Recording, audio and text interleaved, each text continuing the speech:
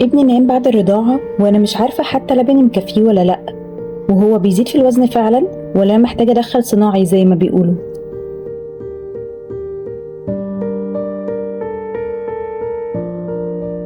اهلا بيكم مره تانية في مامي ستوب. من اكتر الاسئله بتتكررها الامهات، خصوصا الامهات الجديده اللي اول طفل ليها، هي امتى اعرف ان الطفل شبع من الرضاعه الطبيعيه، او هل اللبن اللي انا بديهوله ده مكفيه. طبعا الموضوع صعب، خصوصا لو الام دي معتمده على ان هي تعرف الطفل شبع ولا لا من عياطه، لان الاطفال في المرحله الاولى بالذات بيعيطوا في كل وقت، فده مش مؤشر ان هو جعان او شبعان، خصوصا ان في اطفال كمان كتر الرضاعه يعني ممكن انت فاكراه هو لسه جعان فترضعيه زياده، فده يديله عدم ارتياح ويخليه كمان يعيط اكتر. بس من حسن حظنا بقى ان الاطفال بيدونا زي اشارات خفيه كده بتعرفنا هما بالطريقه دي شبعوا ولا لا.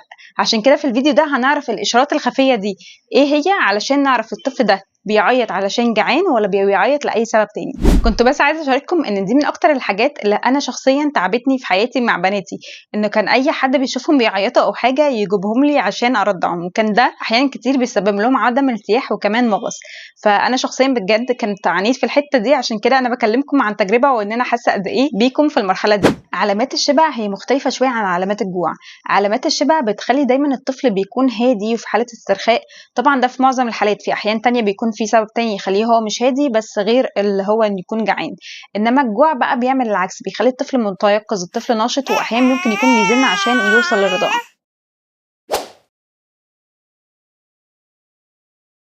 أول علامة هي تغيير نمط المص أو sucking pattern change. معناها إيه؟ معناها إن الطفل في بداية الرضعة بتلاقي إن المص بتاعه بيكون قوي ومنتظم، وكمان بتلاقي صوت البلع بيكون مسموع ومتكرر. لما الطفل بيبتدي يشبع شوية بيتغير النمط ده، وبتبقى المص بتاعه بيبقى أقل قوة وبيبقى على فترات أطول، وكمان ممكن ما تسمعيش صوت البلع اللي انت بتسمعيه بشكل متكرر.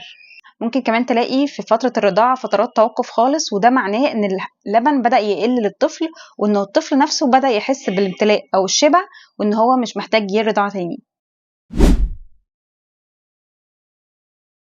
تاني علامة ممكن تكون مشهورة شوية، ان الطفل يبتدي كده بعد ما ياكل يريح، وده حرفيا بيريح، لان الطفل لما يكون جعان دايما هتلاقيه ان هو ممكن يكون مشدود، ايديه ممكن تكون مقفوله وجنب وشه، وفي اطفال كمان تلاقيها ماسكه في ايديها كانها بترضعها. فده العكس بالظبط اللي بيحصل بعد ما يبتدي ان هو يشبع، بتلاقي ان هو جسمه مرتخي، ممكن تلاقيه ايده بدات تتفتح، ممكن ان هو تلاقيه اصلا نام او دخل في النوم وبدا ايديه ورجليه بقوا اتقل. فكل دي علامات معناها ان الطفل شبع ومش محتاج يرضع كمان. تالت علامة تلقائية ان احنا نفهمها بسهولة قوي، ان الطفل نفسه يبتدي ان هو يوقف رضاعة، تلاقي ان هو ساب الثدي او ممكن كمان ودى راسه الناحية التانية لو هو مثلا اكبر من 3 شهور. لو هو صغير خالص او لسه مولود ممكن تلاقي بدأ بقه يرتخي ويطلع منه الحلمة. في الوقت ده مش احسن حاجة خالص ان احنا نجبره ان هو يرضع تاني او نصحصح فيه، لان هو كده خلاص اتملى ومش محتاج اكتر من كده لبن. العلامة الرابعة متكررة برضو، ان الطفل بعد الرضاعة على طول تلاقيه بدأ يدخل في النعاس او ينام على الثدي اثناء الرضاعة. الحاجة دي مشهورة قوي، بس انا بس مش عايزاكي تدخلي في لبس ما بينها وما بين الجوع اللي بيحصل نتيجة ان الطفل مش عارف يرضع.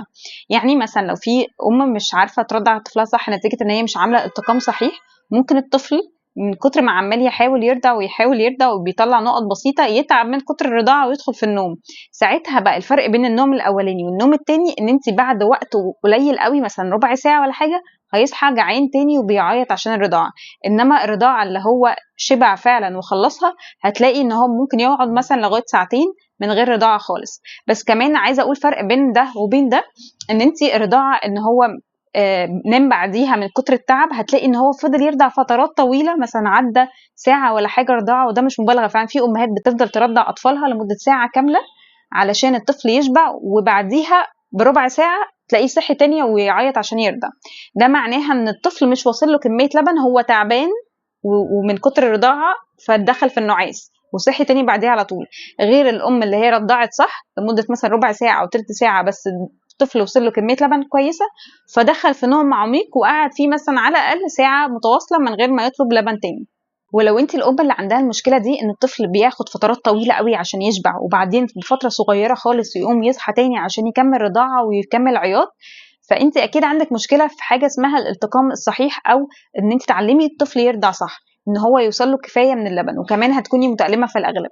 فانا هسيب لك فيديو في صندوق الوصف تحت او في الديسكربشن بوكس بيقول لك الطريقه الصح اللي ترضعي بيها الطفل عشان تعدي الفتره دي. لو ابنك بيرضع لفترات طويلة قوي وينام شوية صغيرين ويرجع تاني جعان، في الأغلب ده لأنه الطفل نفسه مش عارف يرضع صح، بياخد الحلمة بس بحاجة اسمها التقام مسطح، يعني بياخد الحلمة بس.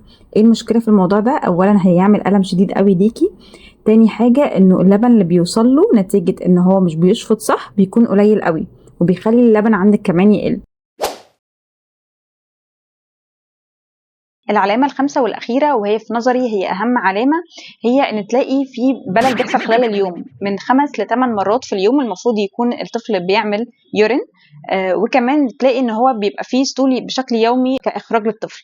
الحاجات دي كلها معناها إن الطفل بيدخله كويس فبيحصل إخراج كويس. الحاجة التانية كمان إن يكون وزن الطفل بيزيد بانتظام على حسب وزن المفروض يزيده في الشهر ده. طبعا المفروض في الموضوع ده وزن الطفل ومتابعته المفروض تراجعي فيها الطبيب المختص، ان انت تتابعي مع دكتور الاطفال المختص بيكي بحيث تتاكدي ان الطفل بيزيد بانتظام بمعدل كويس يناسب العمر بتاعه. طيب لو ما لقيناش العلامات دي ولقينا دايما الطفل irritated ودايما تعبان ودايما بيعيط ودايما مش قادر ان هو يكون شبعان او مرتخي او كل العلامات اللي انا بقولها دي، يبقى ايه؟ يبقى حاجه من 3 حاجات، وممكن في اسباب تانية طبعا يحددها الطبيب بتاع الطفل ده، بس ممكن حاجة منها زي ما قلت الالتقام الصحيح، ان الطفل مش قادر ان هو ياخد الثدي بشكل صح فبالتالي اللبن اللي داخله قليل، او كمان انه قلة ادرار اللبن، ودي برضو اتكلمت عنها ازاي نزود اللبن بكميات كويسة في وقت قليل وبطريقة مضمونة قوي، وهسيب لك اللينك بتاعها في الديسكريبشن كمان. واخر حاجة ان ممكن يكون الطفل عنده حساسية من اللبن، ودي برضو لازم تراجعي الطبيب فيها لو وزنه مش بيزيد بالمعدل المظبوط. ونفتكر دايما ان ما تدخليش اللبن الصناعي الا بوصف الطبيب، لانه اللبن الصناعي زيه زي الدواء ما ينفعش ندخله من دماغنا او لو حد اقترح علينا ده. طبعا في ناس كتير عندها في تقييمات من عقلها انه الطفل ما بيزيدش في الوزن او حاجات زي كده، ده مش كفايه ابدا ان احنا ندخل لبن صناعي، انما المفروض نرجع للدكتور هو اللي يقيم الحاله حسب ما هو شايفها. في النهايه بس حابه اطمنك كأم ان انت تتعلمي الاشارات اللي الطفل بيعملها سواء بالجوع او بالشبع او بالمغص او اي احتياج عنده، دي حاجه بتيجي مع الوقت والممارسه، مش وانت لسه والده هتفهمي الطفل وهتفهمي كل احتياجاته. الحاجه التانية عايزاكي تثقي في نفسك كأم ان انت اكتر حد عارف احتياج الطفل. اهم حاجه كمان انت ما تقارنيوش باي طفل تاني لانه الاطفال بتختلف عنها عن بعضها، واهم حاجه لطفلك انه يكون بينمو نمو صحي وسليم.